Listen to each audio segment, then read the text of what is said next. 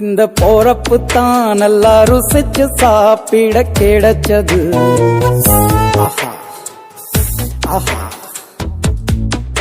அத நினைச்சுத்தான் மனோ உலகம் முழுவதும் பருக்குது. அட சுட சுட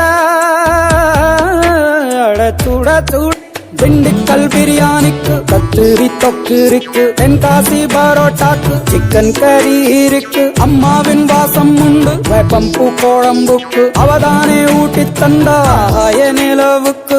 உணவிலே ஒரு உறவு இருக்குது, உள்ளுக்குள்ளே ஒரு கவிதை பிறக்குது.